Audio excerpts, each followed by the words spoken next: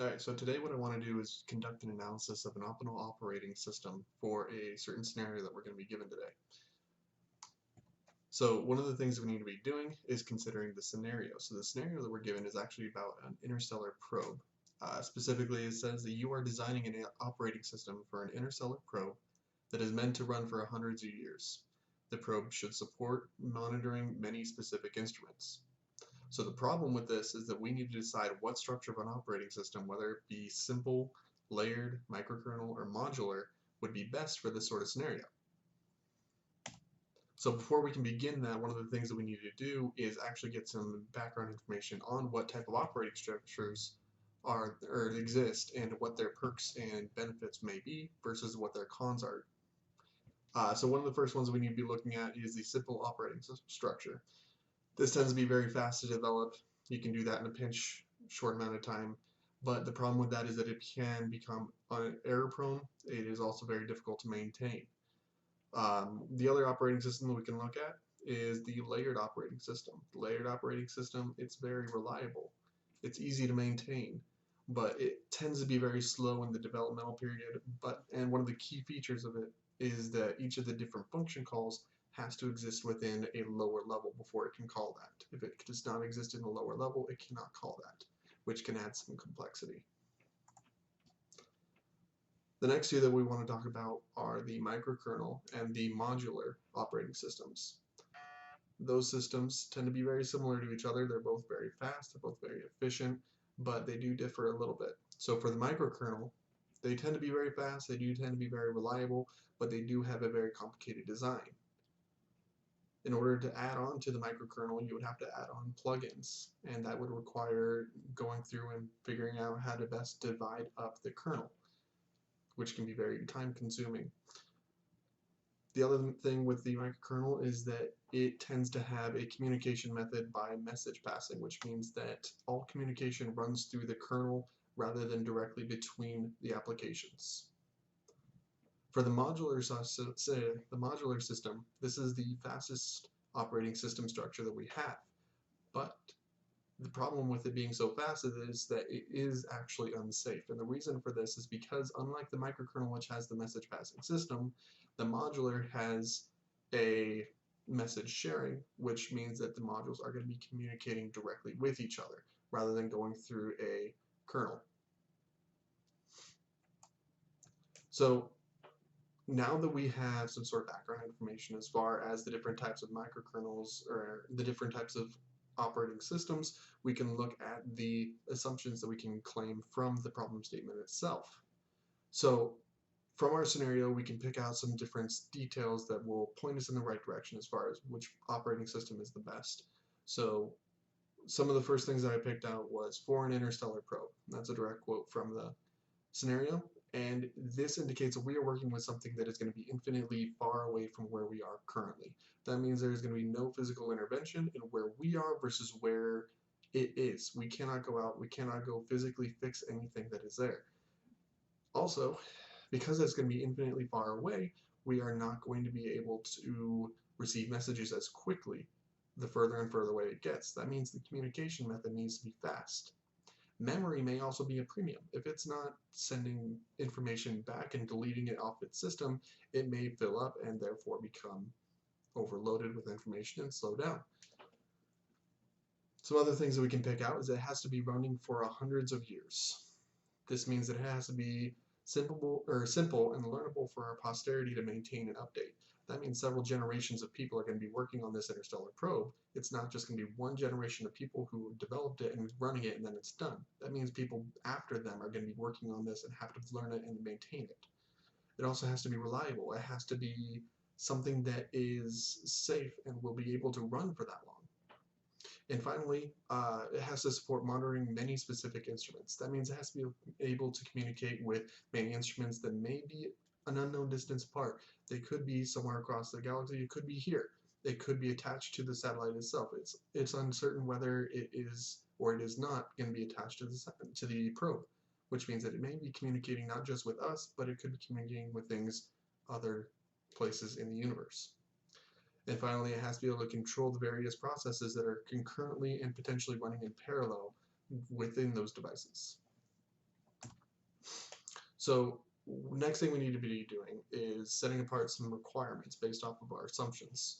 So the solution has to address these certain assumptions or these certain requirements.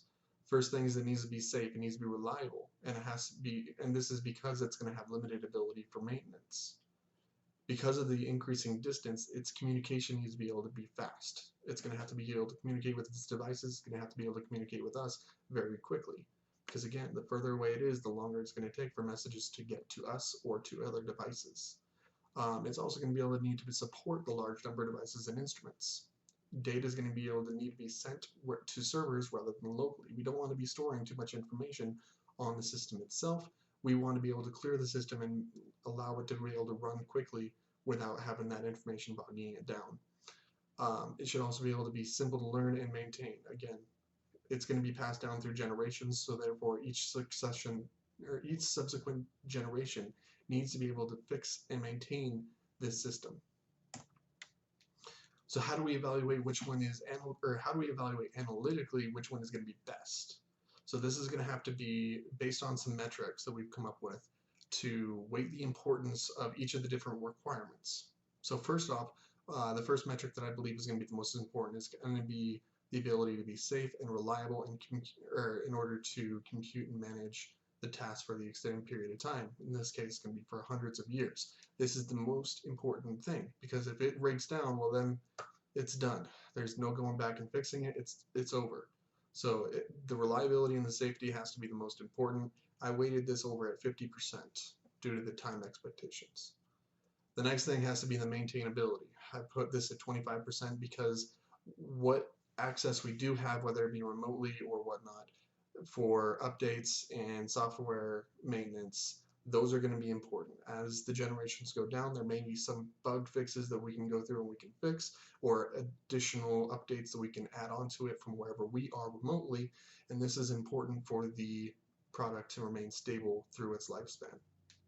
The next thing is speed. I rated this at 20%. Again, this is going to be something as far as its distance is to itself, or to us, as well as its instruments. It's going to be increasing infinitely, and therefore the communication needs to be fast. It needs to be able to communicate with its devices, communicate with us, and it's going to be so many miles away that it's not going to be able to communicate efficiently if it's on a very slow system. And finally, the design complexity. This is the least important. We don't have a time constraint as far as how quickly the system needs to get developed. The design complexity can be as complex as it needs to, as long as it's reliable, it's safe, and it can communicate very quickly. So therefore, I put this down as the least important metric. So what do we do with these figures of merit? Well, we're going to actually put them in an equation to find out how efficient an operating system structure is going to be in this certain scenario. So each of these metrics for each of the operating system is going to be ranked on a scale from 1 to 10, with 10 being the best for that category. Based off of that, we can plug it into this equation where we have each of the metrics times their weight to figure out which one of these is going to produce the best system for our given scenario. So now what we have is a graphical layout of the scores and explanations for each of the metrics and each of the different operating systems. So for our simple, it was pretty obvious from the get-go that the simple was probably not going to cut it as far as the safety, reliability, maintainability for our system. It's not going to be something that can easily last for hundreds of years and be learned by different people throughout those generations. So therefore this one fell very short of everyone else with a 34.5% acceptance rate for our figure of merit. The next three tend to be fairly close. They do all tend to be very similar in reliability and stability and maintenance for our system. The problem is that layered tends to be a little bit less efficient as far as speed goes, and therefore it would not be as efficient. As far as the complexity, all of them are pretty low on the complexity scale, but again, because complexity is the least weighted, it's not quite as important. The next important thing is the reliability and the safety. Layered tends to be very reliable and safe, but as far as microkernel goes, it falls very short. Microkernel, because it has that message passing system, it tends to be very safe. The information cannot be overwritten twice. It's going to be, all communication is run through that kernel, which is sort of the watchdog for all the data. It's very secure. It's preventing multiple instruments from accessing, writing, and reading data to the same location. It's very fast, but it's not quite as fast as the modular. But again, that safety is more important than the speed. So therefore, the microkernel is a little bit better than the modular, which is why at the very bottom, we can see that the microkernel has a slight advantage to the modular, which, again, the speed outweighs the microkernel, but the reliability, because that's such a heavier weight than the modular, or heavier weight for that metric, it outweighs the modular by a slight. So based on our analysis, we can see that our analytics are indicating that our microkernel has a slight edge over the microkernel and the other structures. Our simple OS, that's super easy to make, but it's not going to be reliable, it's not going to be safe, and it's hard to maintain. The layered stacks up well. It's equal in maintainability and speed, but it's substantially lower, and the speed is optimally lower than the microkernel and the modular. The microkernel that has the best reliability, as I mentioned before, which is very pertinent to our device that's going to be infinitely far away from us, is maintainability is excellent. The small kernel size itself makes it very simple, because there's very little code that we have to go in to fix. And whenever we need to add on to something, we can just add on extra plugins for the extra functionality. Again, adding those plugins, it may add a little bit more complexity because we have to decide how to divvy up the kernel itself, but as far as the complexity goes, that's unimportant in the long haul of hundreds of years. So therefore, the plugins is going to be very efficient for what we're looking for. The speed, it's above a layered, it's above simple, but it's not quite the fastest that we have, but it will be just fine for what we need. For the modular again, it shares many similarities with the microkernel, but it's less safe, it's less secure, because each of the different modules are able to communicate with each other. Therefore, they're all accessing data at the same time, potentially creating race conditions, which is unsafe and unreliable for what we're looking for, because we don't want all the various instruments and devices that it has control over writing to the same data location at the same time. The speed category, that is important, but again, because it is so unsafe and unreliable, because those modules are communicating at the same time without that watchdog over it, it brings it down. The maintainability is good, but it has issues with debugging, because it is dynamic, it's ever changing. And its complexity, it's a little bit better, but because it's better than the microkernel, because it's not dividing up the kernel.